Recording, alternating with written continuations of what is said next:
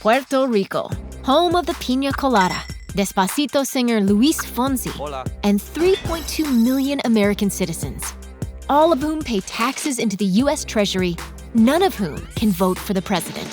Isn't America supposed to be a democracy? To be honest, on a scale of North Korea to 10, the democratic process works pretty well in the United States, where most people over the age of 18 are free to vote for whomever they choose.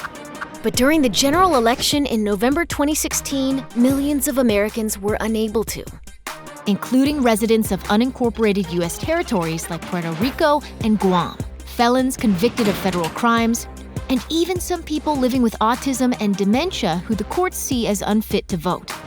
You might be surprised to learn, though, that in Chicago between 2006 and 2016, 199 dead people managed to vote from beyond the grave 229 times.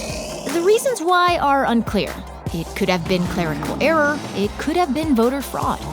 But the dead vote has been a problem there for years. Many think it helped John F. Kennedy beat Richard Nixon to the presidency in 1960. When the Founding Fathers drafted the Constitution back in the 18th century, they excluded everyone from voting but themselves, white land-owning males, just 6% of the population. At least they thought they did, because in the state of New Jersey, a law dating back to 1776 gave almost all inhabitants of the colony the right to vote, an oversight that lawmakers discreetly rectified in 1807.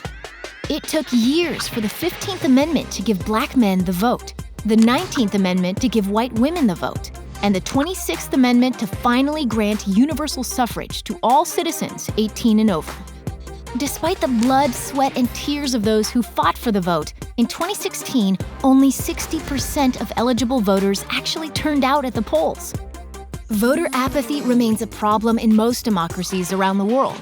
But when the next presidential campaign comes around in 2020, a new generation of politically engaged young people will be eligible to vote, making the 2020 electorate the most diverse it's ever been.